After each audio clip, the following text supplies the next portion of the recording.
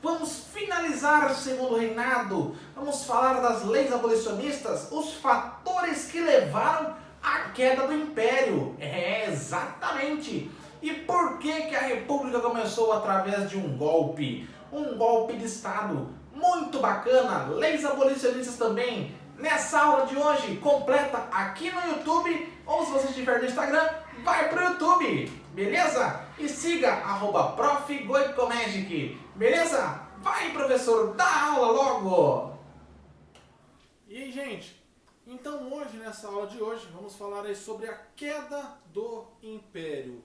Um ponto muito importante para nós entendermos como essa monarquia vai cair, as razões que a monarquia cai e também as leis abolicionistas. Esse é um ponto bem importante para nós.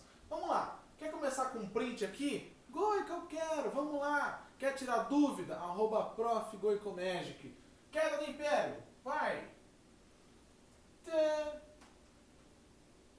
Beleza. Bom, vamos pensar em alguns pontos, né? Então eu destaquei aqui para vocês as questões religiosas, militares, políticas e sociais também. São pontos bem importantes que vocês não podem se esquecer, tá? Então, questões religiosas.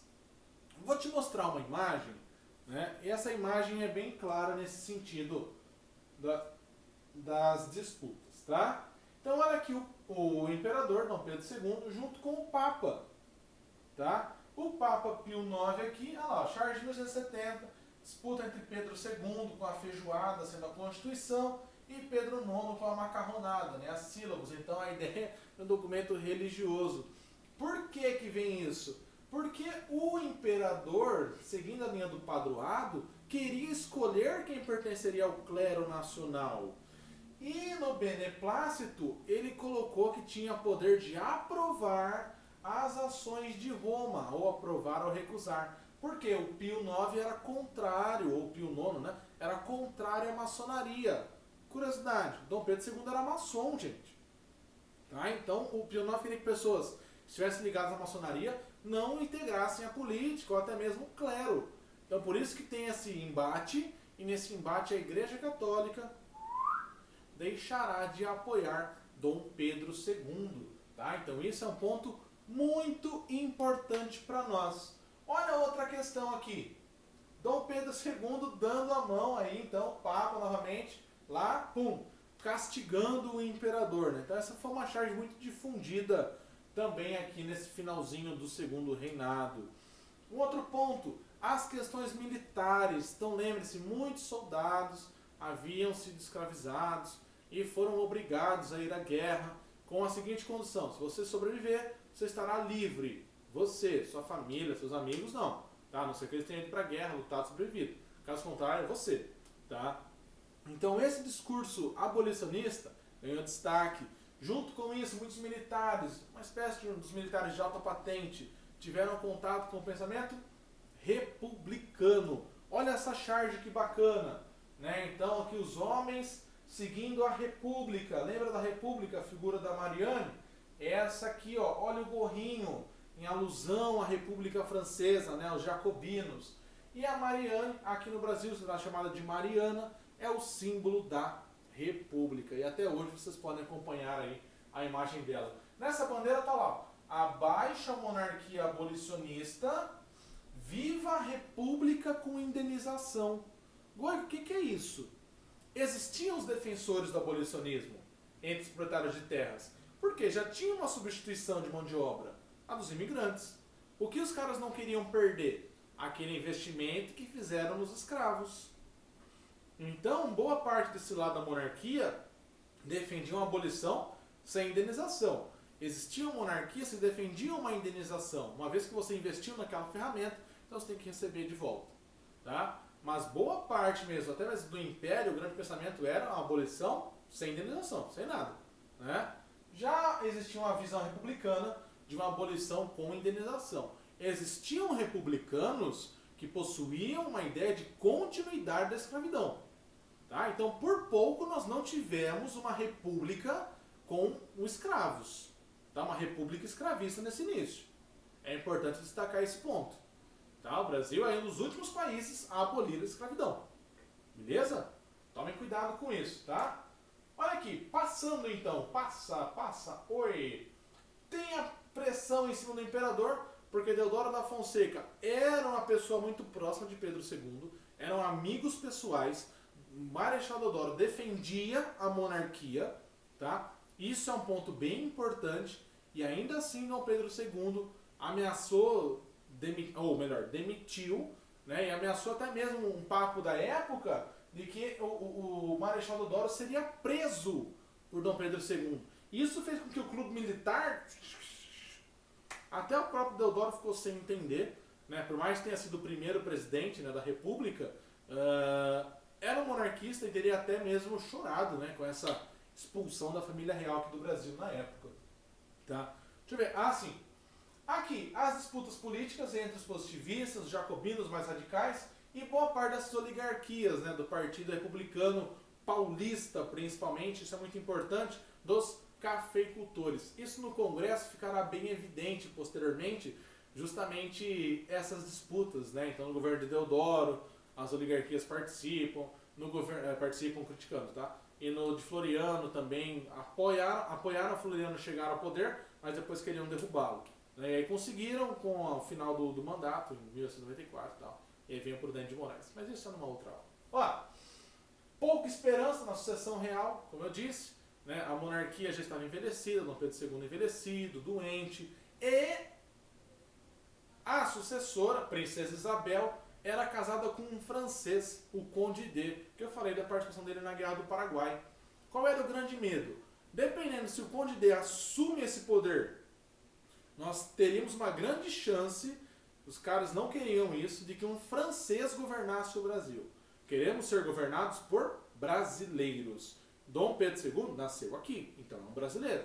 É um brasileiro com características de europeu, mas é um brasileiro. Tudo bem? Conde D é francês, não queremos um francês no governo. Né? Essa é a ideia. Então vamos trocar esse sistema. Claro que todo esse evento para a República não visava diretamente a queda do Império. Né? Mas ainda assim, por tabela, o Império acabou caindo. Vamos ver se os caras queriam derrubar o Visconde de Ouro Preto, né? Um dos líderes aí do governo, né? O chefe do gabinete.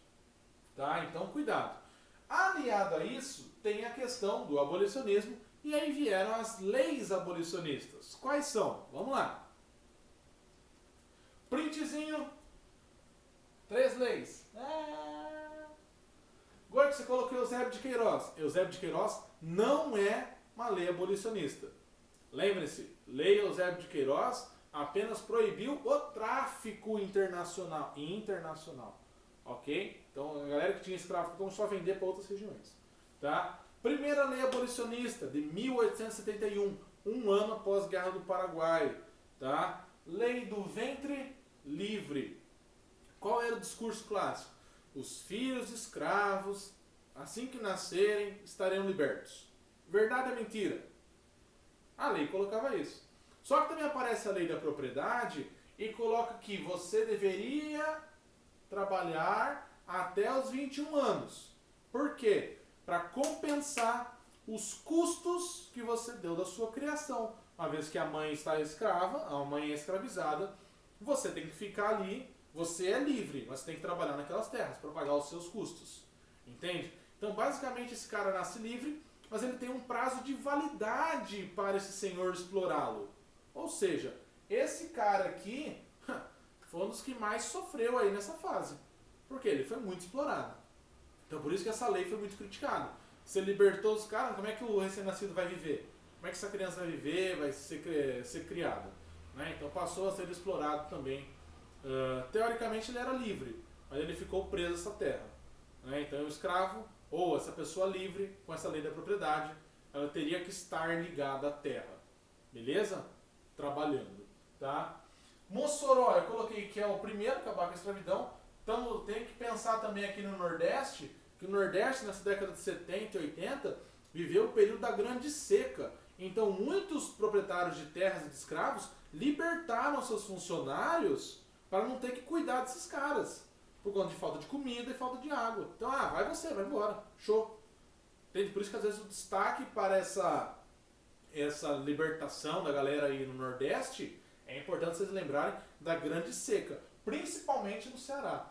Tá? Tanto é que o Ceará acaba com o trabalho escravo em 1884. Fechou? Uma outra lei que tem dois nomes, pode ser Lei do Sexagenário ou Lei Saraiva-Cotegipe. Por que essa lei foi muito criticada na época? Você vai libertar os escravos que têm mais de 60 anos. Ah, que bacana, olha os velhinhos. Onde é que você vai colocar essa galera? A pessoa que viveu a vida toda, talvez ali, sendo escravizada, com aquele trabalho da fazenda, talvez não saiba nem falar português direito, não sabe fazer uma outra atividade. E quem é que vai querer contratar uma pessoa que foi escravizada, né, com mais de 60 anos? Curiosidade, né? Só um detalhezinho um pouco importante. A expectativa de vida de um escravo girava em torno de 40 anos, gente. Então quem passava disso, imagina com 60, era visto uma mão de obra velha, uma ferramenta velha, que não tem uso. Então, na verdade, essa lei, nós colocamos que ela beneficiou muito mais o proprietário do que a pessoa que trabalhava. Entendem isso? Por isso que ela foi também muito questionada. Tanto aqui no Ventre Livre, quanto na lei do sexagenário, você não propôs medidas de inclusão dessa pessoa, desse liberto, na sociedade.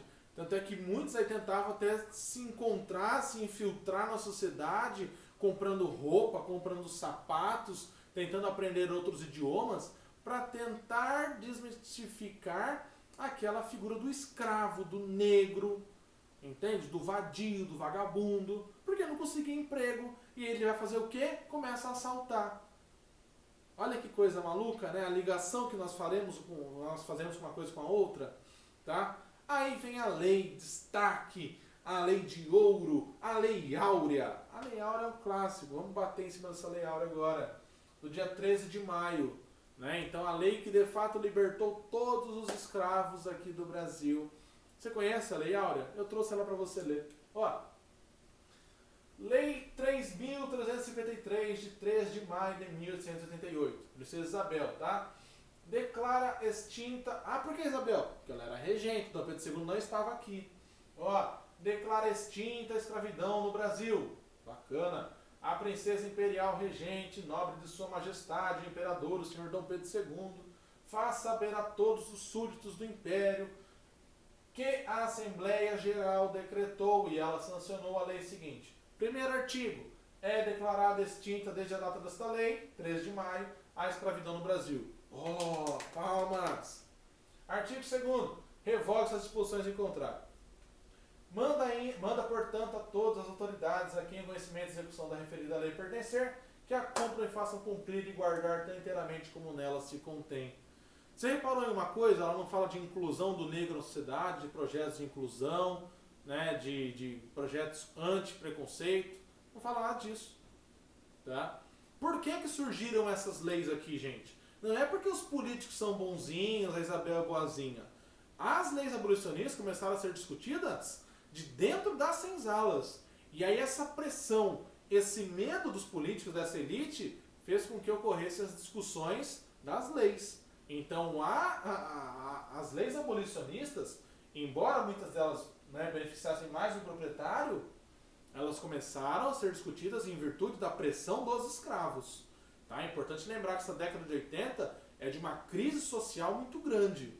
Beleza? Social, política. E existia um medo ali desse barril de pólvora, que eram as senzalas, estourar. Uma vez que existiam muito mais escravos que homens livres em várias cidades. Beleza? Tá? Então, para esses caras se revoltarem ali e pegarem armas, eram dois. Esse era o grande medo.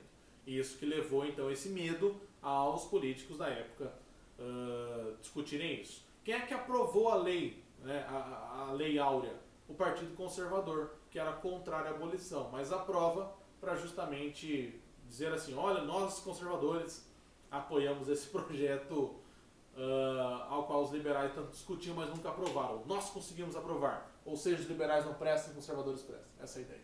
Tá? Feito isso, vamos falar da queda de fato do imperador. Né? Como eu disse, a imagem desgastada, o imperador já não se cuidava tanto, roupas rasgadas, então sem fazer barba, sem cortar cabelo, muito doente, né? O Dom Pedro II tinha aquela doença do sono, né? Então a pessoa está lá e de repente apaga e tal, desliga mesmo. Tá? E aqui mostrando os jornais, então, tá? Alguns falam, ele estabilizou o país. De fato, né? Mas nessa fase da crise do Império, ele acabou perdendo um pouco a mão, né? E aí em si vieram as pressões.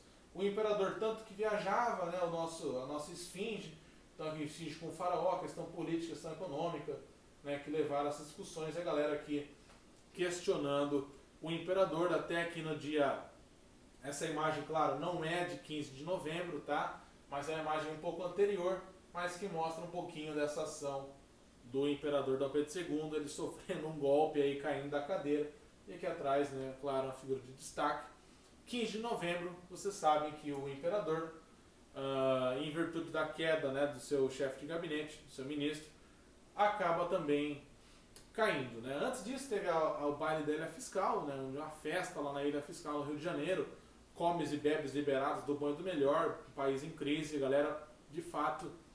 E aí vão os militares, clube militar, derrubam o ministro do gabinete, o chefe do gabinete, e por fim, por tabela, sem mais nenhum apoio dos militares, de boa parte da igreja, até mesmo a sociedade mais intelectualizada também deixa de apoiar o imperador, né, e por fim ele acaba caindo. Curiosidade, né, aquela classe média também participa disso, querendo aí então a participação política, né, os republicanos também ganham força, a oligarquia. A república vem com o discurso de que todo mundo será inserido na sociedade, então pobre, o escravo, agora liberto, né, vamos inserir todo mundo na sociedade. Tá? Mas quando a república começa, a ação será outra. Beleza? Então aqui no dia 15 de novembro de 1889, ficou conhecida, né, a proclamação da República, que na verdade foi um golpe de Estado. Espero que tenham entendido essa aula de hoje. Qualquer dúvida, mandem lá no @profgoicomagic.